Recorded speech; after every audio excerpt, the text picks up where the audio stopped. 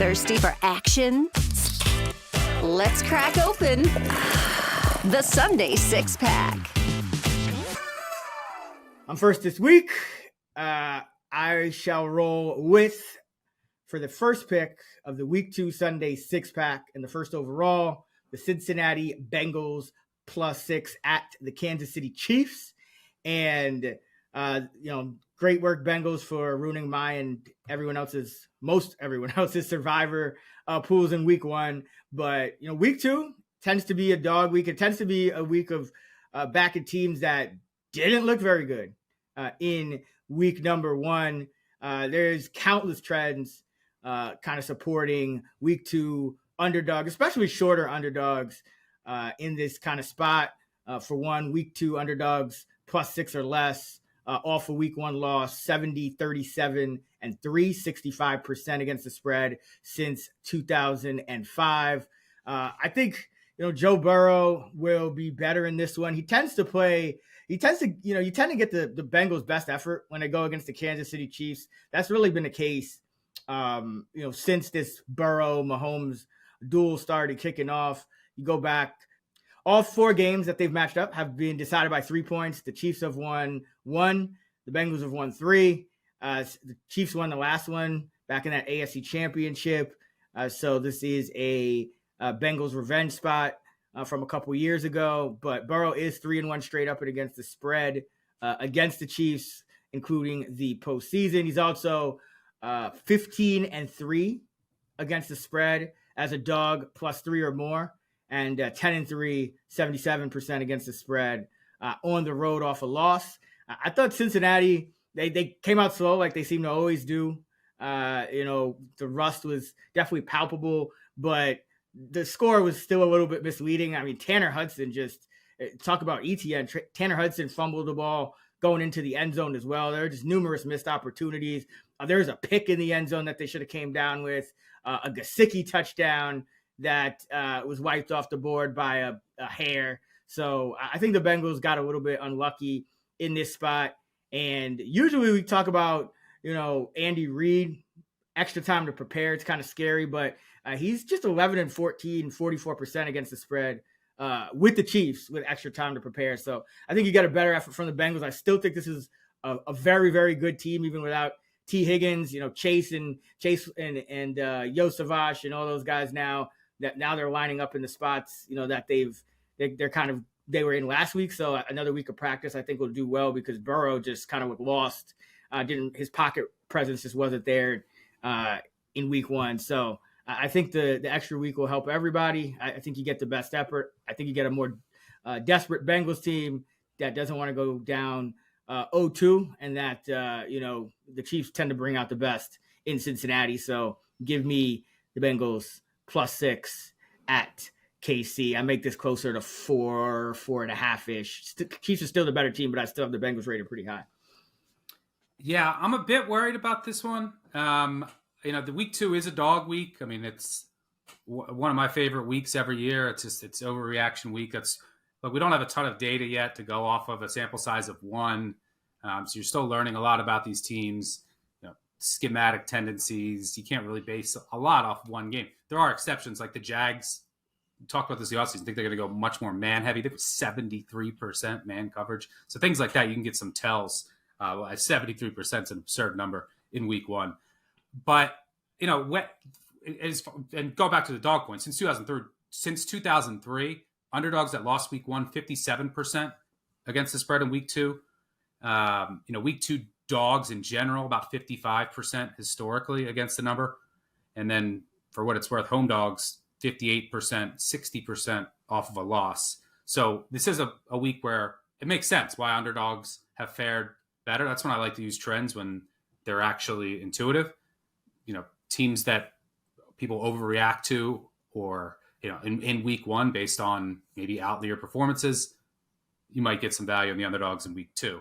So I would look this way with the Bengals, but we've seen the Bengals start slow in the last couple of seasons with Burrow, and sometimes it doesn't click until Week 3, 4, 5. When does that happen? I think the not having T. Higgins, I assume he didn't practice today, is big in this. I mean, he just adds such another element to this offense where you just can't focus all of your attention on Chase. And I'm worried about the Bengals defense, like even just against the run, their cornerback group. The Chiefs should be able to run. I mean, all the Patriots did was just line up and run Stevenson right at the Bengals. DJ Reader's no longer there, and their run defense has been really bad. And then Burrow's wrist, like what's going on there? I'm not quite sure. So I like the spot for the Bengals, and I expect them to play up here. And Anarumo usually has a pretty good game plan for Mahomes and makes some pretty good adjustments, but might be a game where maybe I have some money line for the upside because it could also go sideways. I might also look in game, but definitely have my concerns for the Bengals here. I think it's going to take them some time to get things going. But for my first pick of the Week 2 Sunday 6-pack and the second overall, I'm going with the Green Bay Packers +3 at home against the Indianapolis Colts. Last week I started off with Bryce Young. Let's start things off this week with Malik Willis. So right off the bat, this is an outrageous adjustment look, Jordan Love is really good. Is he elite of elite? We don't know that yet, right? Like, he had a really good second half of the year last year, struggled early on. I think he's really good. He's a top 10 quarterback, but he's not elite of an elite. I made this line, and I'm low on the Colts. Before, with these teams at full strength, Packers a little extra rest coming off the international game, I made this line closer to 6. I think the look-ahead line was Packers -4.5. So let's just say it was 5. Split the difference. Now, the Packers at one point, I played about +3.5. And I would look for, if you can get a +3.5 juice, I prefer that over 3. You're talking an adjustment of 8.5 points through the 3 and maybe through the other 3, through a 4. That is outrageous. That is like, the elite of elite and the worst of worst of all quarterbacks back up. Who comes to mind? Andrew Luck, Malik Willis, Scott Tolzien, Aaron Rodgers to Tim Boyle. Those are like, Mahomes. Those are like, in some of his backups in the past, 7 to 8 points. This, and Jordan Love's not yet there in that stratosphere. And Malik Willis at least has some experience. Like, he's not like Tim Boyle, who's like a UConn. He threw like 13 picks and 1 touchdown at UConn. He's at least played some. 5.5 points. That's the adjustment for me. So get this closer to like a pick. So this is outrageous. Also, teams that whenever there's a team playing its backup quarterback, over the past 3 years, it's been super successful to back those things. I think the market overreacts. Backups in their first start as an underdog, 37-30-2 against the spread. Over the past 3 seasons, 55%. I think everyone else also steps up. Right? You see this in basketball too. It's like the star factor. Everyone else knows that they need to step up. And you also have to remember that the Colts were on the field a ton last week on defense. They under 25 minutes of total time of possession. Over the last decade, teams to hold teams to under 25 minutes of possession in week 1, they are just 6-25 against the spread in their week 2 game. So fatigue early on in the season, not necessarily fully in game shape, but this is just too much of an overreaction. I expect the Halfley D to be better. I know Richardson made some great throws. He's going to do that. He's going to have some highlight runs. But what did he finish? 9 of 19. He's still inaccurate overall. And if you want to put Malik Willis, who's been really bad, but can we say the sample size isn't huge. He's at least played. He's prepped for this Colts defense twice a year, every year when he was with the Titans. And the prep ain't hard. It's Gus Bradley. What did he do again last week?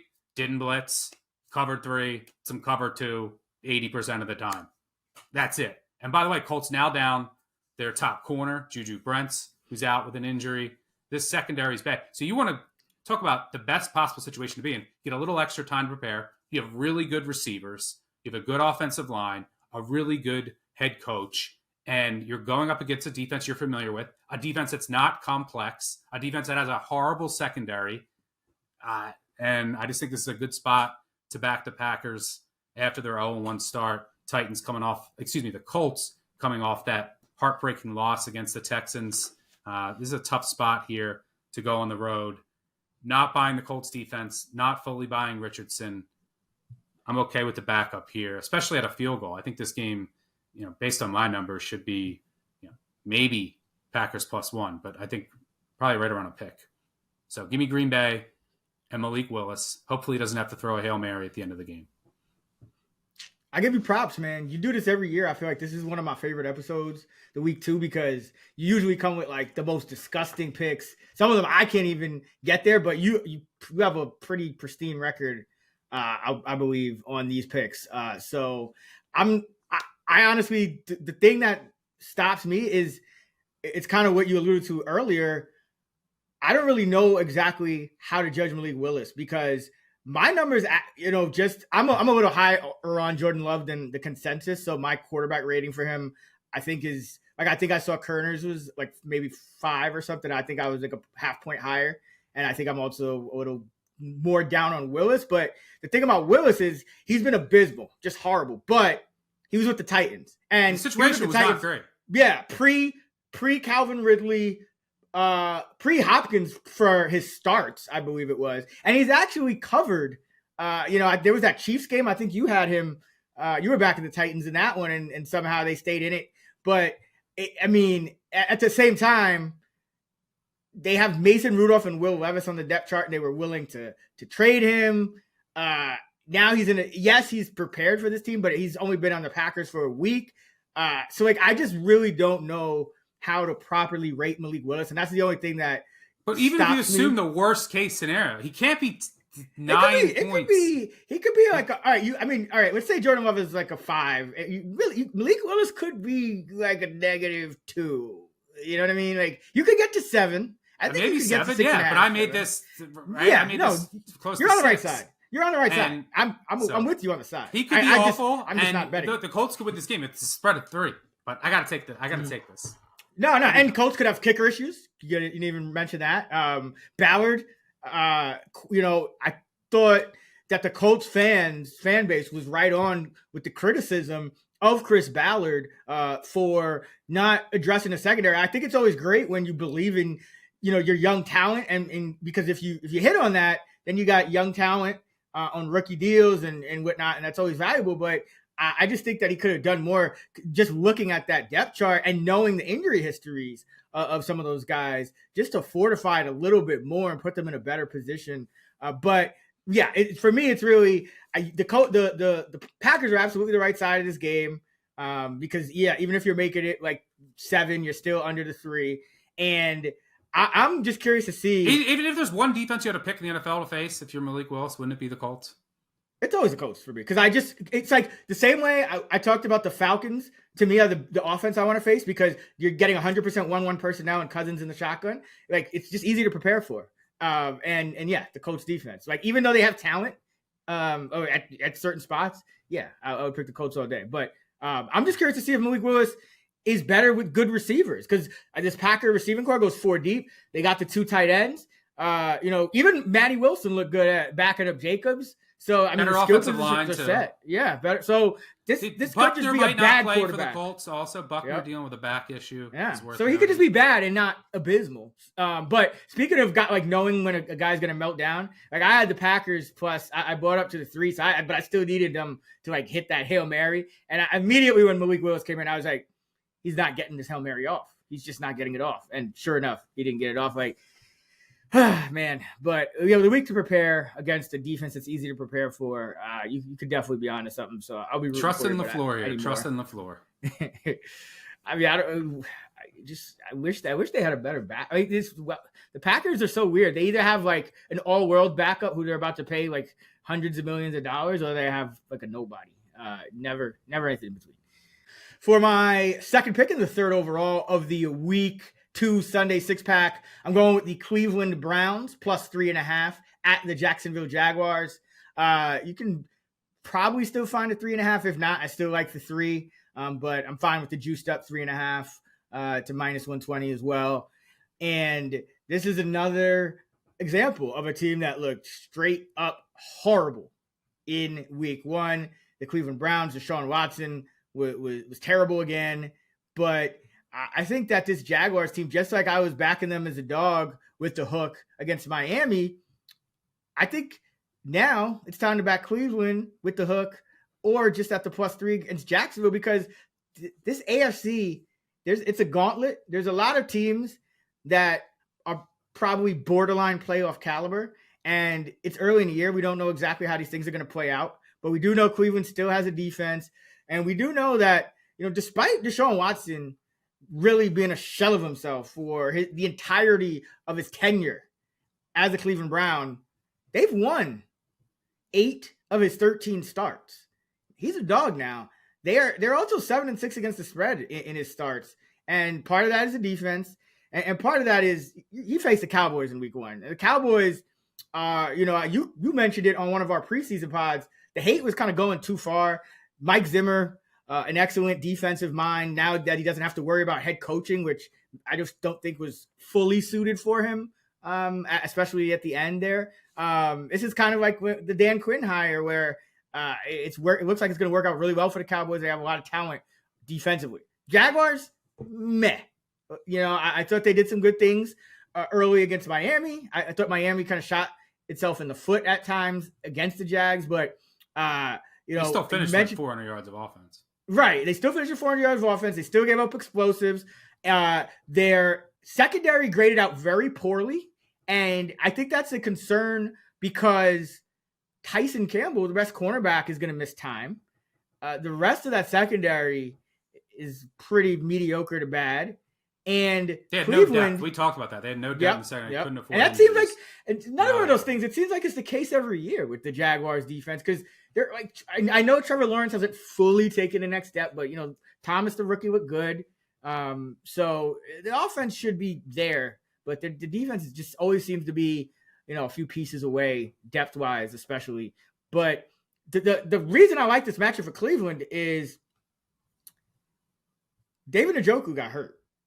But David Njoku was one of only 2 tight ends active for Cleveland. And I'm very aware of this stuff because, I do the fantasy projections every week, which, kind of includes essentially projecting a team's snap rates for the skill positions. How many times are they going to be in 2 tight end sets versus more receivers and whatnot. And Cleveland, one of the things they want to do at Watson is open up the offense and, a lot of 3 wide, 4 wide, things like that. And so you're going to get receivers. And especially with Njoku banged up, you're going to get a ton of receivers. You have Elijah Moore, you have Jerry Jeudy, you have Amari Cooper, who only caught 2 of 10 targets. I think that was very fluky, and I think that will reverse, especially with the number 1 corner for Jacksonville out. So, Cleveland, you kind of look at, Nick Chubb is out, and Watson was playing terrible, but if you kind of put it in this perspective, they're 8-5 in his starts. They're an underdog. What they've been wanting to do and what they are going to do is line up with at least 3 wide in almost every play. They, even their 4th receiver is not, he played a lot last year. Tillman, they got Thrash still waiting on the bench. So they have some promise at wide receiver, even beyond the top 3, which I think is very good. And Tony, didn't they sign Tony? I'm not counting him. I think he would be a Jalen. Shout to Tom Brady for shouting out his boy Jalen Darden, his former teammate. That was like. What? By the way, what did you think of Brady in his first game? So boring. Oh my god. Yeah, right. It was like he sounded a little nervous. Nervous. I'll give him some chance. It was his first time, so yeah. But for I hundreds of millions of dollars. Come on, Tom. He's still nowhere near Greg Olsen. But I think Greg Olsen is actually a good model for Tom to study. Because I think ultimately that's how Tom would want to sound. But going back to the Browns, I like the offensive matchup. You still got, I think, an elite defense. I just think this is a classic week 1 overreaction where these 2 teams, you probably would have the Browns power rated, at least I did, a little bit higher than the Jaguars entering the year. I don't think week 1 changed very much. The Browns just ran into a very tough Dallas Cowboy team. that didn't fall off as much as thought on either side of the ball. And I'd say the biggest concern, like if this gets away, I actually don't think it's the Browns offense. I know that sounds crazy after seeing Watson, but again, the numbers, even with Watson playing poorly, the numbers back up that this Browns team can be competitive. I think the real issue would be the Browns defense did have some pretty stark home road splits last season. A lot of that tends to be noise, but that is something to kind of monitor. But I still think this number, even at 3, is way too big. I had the Browns rated higher. And again, nothing from week 1 really changed anything. And the fact that the Jaguars are down a corner, it's kind of like the Colts, it's a secondary that was already kind of shaky and just not that deep. And now you're just putting a lot of pressure on it. So you're going to make life as easy as possible for Watson. And the home road splits or not, this is still a very talented defense. This is still Jim Schwartz. And the Jaguars offense still didn't, it was solid, but it still didn't blow me away. You still have a rookie receiver. You still have Gabe Davis, who's like good, but not great. An offensive line that's still So give me the Cleveland Browns here. Wouldn't be surprised if they outright win this one. Yeah, I think this line should be a tad under a field goal.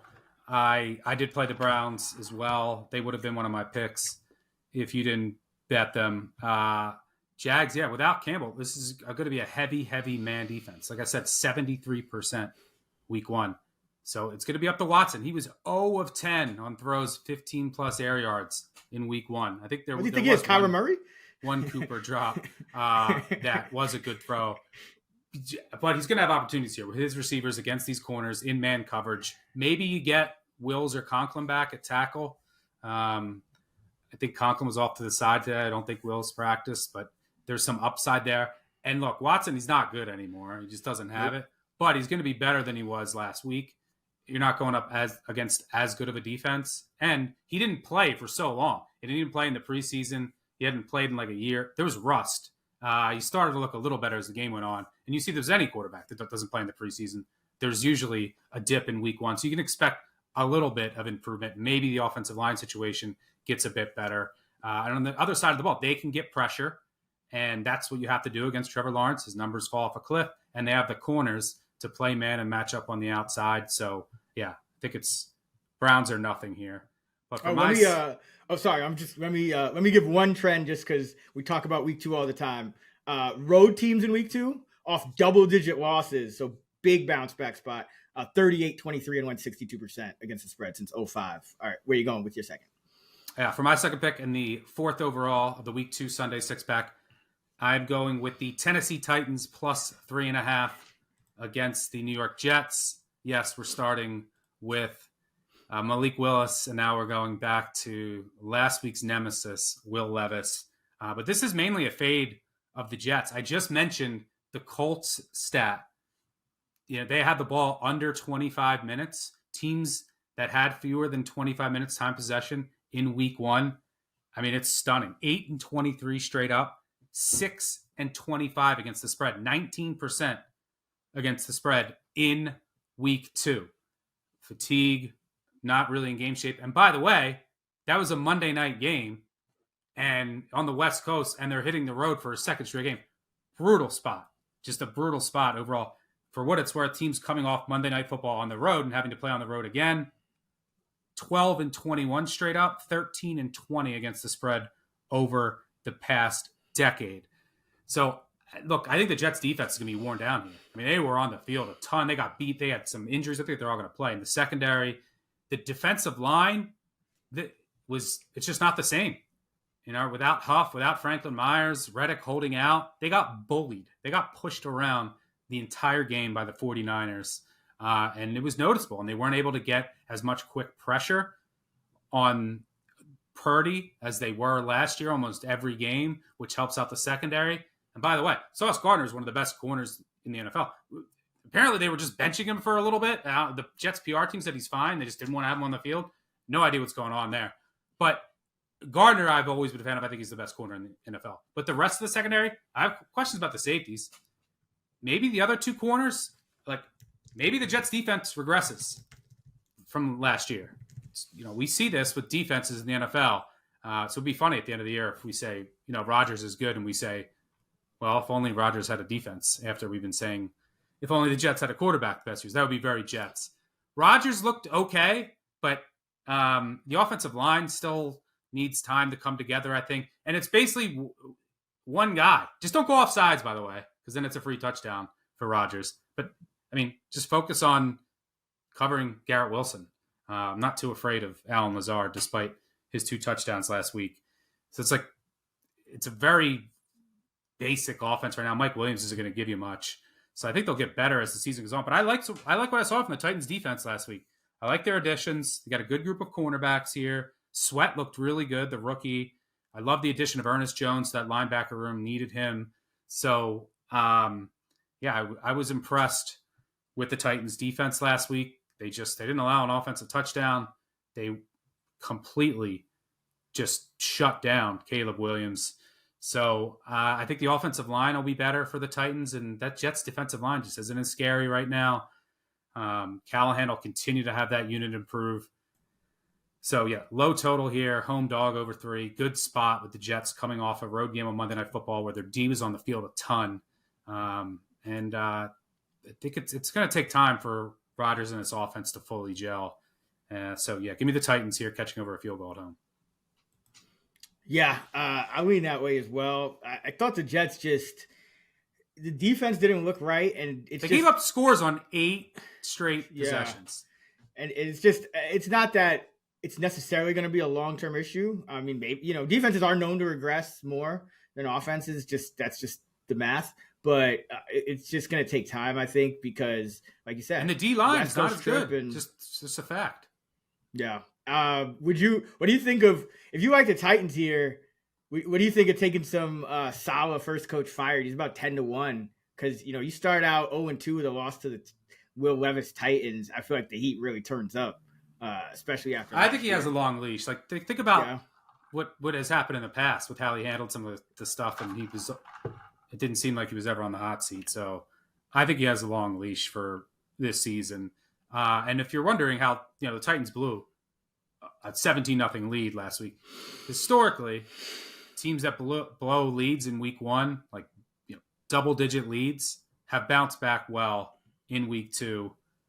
I think since 1990, 29-17 straight up, teams that blew double-digit lead in week 1, 28-17-1 against the spread. I think if the Titans won that game, which they should have, and they would, if you play that game a million times, they win it all but one, and that was the one. This line would be 3. So happy to take over a field goal here. All right. For my third pick, the 5th overall of the week, number 2 Sunday 6-pack, I'm going with the Rams plus 1.5 at the Cardinals. The Rams are injured and the line flip-flopped. I think they were favorites to open around the same number. And we got where Nakua was going on IR. Avila, the offensive lineman, is hurt as well. And I think they lost another lineman in that game. So a bunch of injuries for the Rams. But I still think the Rams are the better squad here. I don't think that this Cardinal team is as good as I thought it was going to be, because I still think they have a lot of issues on defense. And now an issue that I didn't quite foresee continuing is still an issue. And that's the offense with Kyler Murray throwing the ball down the football field. Now, in the past with DeAndre Hopkins there, he was better, but Marvin Harrison, I know it's just one game, but rookie. What was rookie going on with receivers, Harrison? He looked slow. Yeah, maybe I was right. Greg Dortch, number 1 receiver. Greg Dortch was. You had Greg Dortch and Ray McLeod as their team's top receivers in week 1. Great funny times, but no, Greg Dortch. One of the reasons I think that he was being leaned upon is because Kyler Murray's really been struggling to get the ball down the football field, and this has been an issue now for multiple years. And when I'm doing my analysis, I'm trying to be intuitive here. I'm saying, all right, Kyler, he lost DeAndre Hopkins. Even that last year, Hopkins was banged up. So we'll cut him a little slack here. It's still, you're taking a subset of his total passes. So you're still talking about a smaller sample than you would if you're just kind of looking at his stats in totality. But in week 1 for 7 on passes, 10 or more yards downfield. So we're not even talking about strict deep balls. We're talking about anything to the intermediate area of the field. Like essentially anytime you need a first down, got to have it, 3rd and long type of passes, 1 of 7 for 5 yards. But you go back to 2023 and okay, he was coming off an ACL, but 35 of 79, 44% on those passes, more interceptions than touchdowns. Struggled the year before as well. And so he wasn't really decent at this, going downfield since 2021, like you mentioned. And now compounding issues is that I don't know if it's just a Kyler thing or if Harrison was contributing to it, because he didn't look as good as I think we wanted him to. And you never know with the NFL, because if a guy's on the field, you just don't know what's affecting them. And sometimes you don't find out that guys played through injuries until the year is over. So I don't know what exactly is going on with him, but it's not like he just dropped a ton of passes. And like, I remember Jamar Chase in camp one year, I think his first year, it's like, he's dropping a bunch of passes and then he's fine. But with Harrison, it was concerning me that he just wasn't getting open and Kyler just wasn't looking at him. And I don't know if that's because Kyler has no confidence in going down the field anyway. I don't know if it's the stature and the fact that, there's some, visibility issues with a quarterback like that, or a combination of those things. But whatever it is, I don't like it because, Detroit, they really had a lot of success with Jamison Williams, their downfield guy. Amon-Ra bottled up. Fantasy owners are like, damn, man, Amon-Ra was 13 yards. Sam Laporta, number 1 tight end in fantasy, did nothing. So this Ram team, they always find a way to overperform on defense. I thought Durant looked really good. So I'm not as worried about the Rams defense against this Arizona offense. The Cardinals are going to run on them, but that's fine because I think the Rams can not only run on the Cardinals, but they can still throw on the Cardinals, Nakua or not. You saw Tyler Johnson come in and get 5 catches for 79 yards on 7 targets. Demarcus Robinson, another year in the offense. They still got Atwell, who was very productive on the bench. Whittington scored a touchdown and got taken off the board. Would have been in his first game as a rookie. And Cooper Kupp is back to Cooper Kupp of old. 14 catches on 21 targets. Colby Parkinson finishes the number 7 tight end in fantasy with four catches for 47 yards, but he was efficient. And this Cardinal defense, bottom of the barrel last year, bottom of the barrel to start this year. Let Josh Allen complete 80% of his passes for 10 yards an attempt. I think they still get carved up. So I have concerns about the Rams in the run game, in the run defense aspect, but I have concerns about the Cardinals pretty much on everything else but their run offense. So I'm getting points. And then you throw in the fact that Kyler Murray's historically struggled against the Rams. He's historically struggled at home, just 5-11 against the spread as a home favorite. He struggled at home in the division, just 4-10, 29% against the spread in division home games. And Sean McVay tends to get the Rams to play up in these spots. 12-7 with 2 pushes, 63% against the spread on the road, coming off a loss.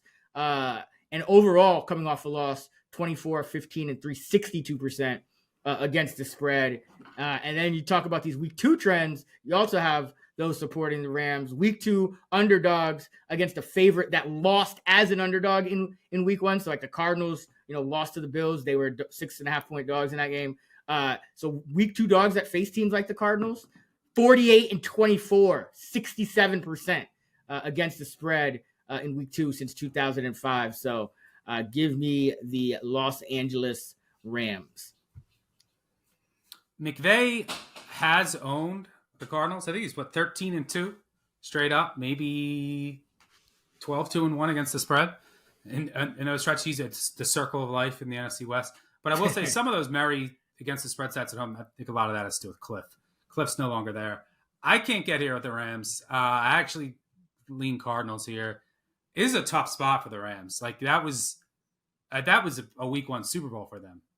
Playoff revenge, Stafford back in Detroit, and they were probably game planning to oblivion for that game against the playoff opponent they lost to. And McVay was picking apart that defense, knew everything Glenn was doing, and they were lost, even when all the injuries happened. And then to lose in overtime on the road, expending all that energy, and having all those injuries, and then having to go on the road again. That's tough. It's not far. The Cardinals have no home field. We know that. Yeah, it's just a tough spot emotionally. And the offensive line injuries, immovable force meets yeah. What is it? Irresistible force meets a movable object. Irresistible force meets a movable object. The offensive line for the Rams, and then AJ Akiri is horrendous. He got beat almost every snap at left tackle when he had to come in. But I think the Cardinals' edge rushers had like a 3% pressure rate, something like that. And they have all line injuries too. Their right tackle's out. Cardinals. Yeah. So, but I do think that the Rams, they put everything into that game plan. I think the Lions were just rusty on offense early, and without playing in preseason, I think this defense is still bad. And you can just run all over them. That's what I think the Cardinals will be able to do. Murray can use his legs. I don't think schematically it's going to be as easy for the Rams this week. It's a much better school defense, at least from the Cardinals' perspective. So, yeah, I can't get here on the spot. And these injuries for the Rams are definitely concerning. And I think that the Cardinals can just bully them. So, yeah, I disagree here. But if you want to disagree with me, for my third pick and the 6th overall of the Sunday 6-pack, I will say in full disclosure, I was originally going to go with the Broncos, who I bet, but that's moved to 2.5. So I'm going with the Carolina Panthers plus 6.5 at home against the Chargers. Yeah, I said that with a straight face. Well, not really. I kind of have a smile on my face. But, yeah, last week, completely embarrassed. They were horrendous from the start.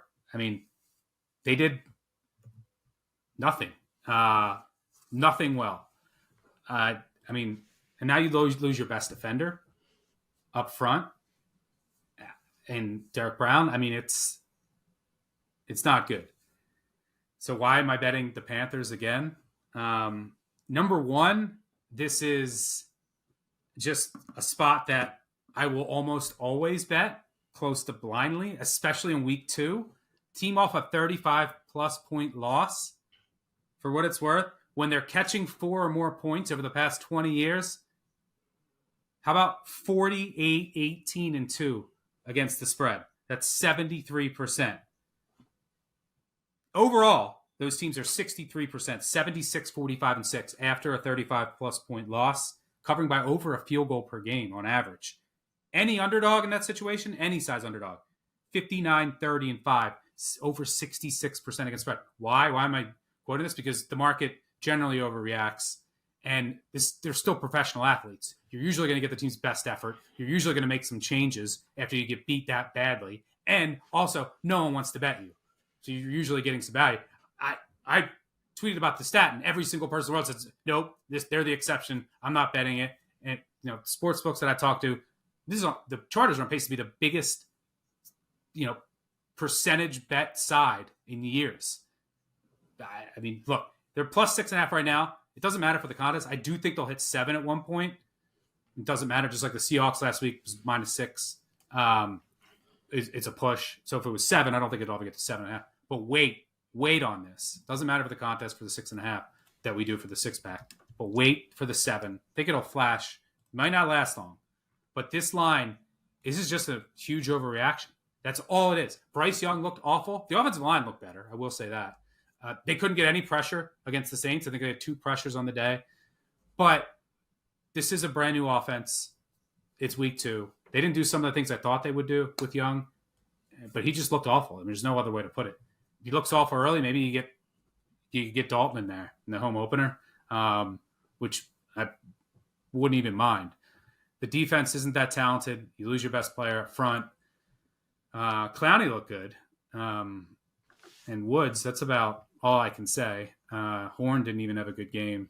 But this is just too big of an overreaction. I had this line before the year. And yes, I downgraded the Panthers. But you only can downgrade a team so much if they're one data point. You remember, it's one data point. We've seen plenty of times in the past where teams look good in week one and they don't even win another game the rest of the year. Or teams get blown out and they go on to win the Super Bowl. The Panthers are not doing that. But teams usually aren't as bad as they look in 1 week. And it's not like the Chargers looked great. What were they? Plus 20 turnover EPA. They had drives their scoring drives in the first half against the Raiders were 5 yards and 5 yards. And this is a team that just wants to run the ball. They don't have great receivers. And they didn't really do that efficiently last week. Dobbins broke a couple runs, long runs that led to touchdown drives. But that's about all I was impressed with this offense. Going across country here, it's not a great spot. You're going to get the Panthers' best effort. Whatever they have, you're going to get changes. Nothing worked last week. Let's make some changes. We lost by 37 in the week one opener. So I think everything works in the favor. This line before the year, close to a pick, is what I had it. You're telling me we're adjusting this by 7 points because of last week? Come on. That's ridiculous. Panthers could easily get blown out. Young could throw 3 picks again. I don't care. I have to take this on principle. Give me the Panthers. You could list a trillion against the spread trends about dogs who got blown out, but just any time we've been doing this podcast for 7 years, 6 years. Anytime a team is an underdog that lose by 35 plus, 80% of the time I'm usually on them. Get their best effort. You get some changes. Market usually overreacts because of what they just saw, and no one wants to bet that team that just got blown out. Well, I've bet in the NFL for over 20 years. I'm not afraid to bet any team. I don't care if they get blown out. I'd do it again the next week if the number was right. This number is just outrageous. Give me the Panthers.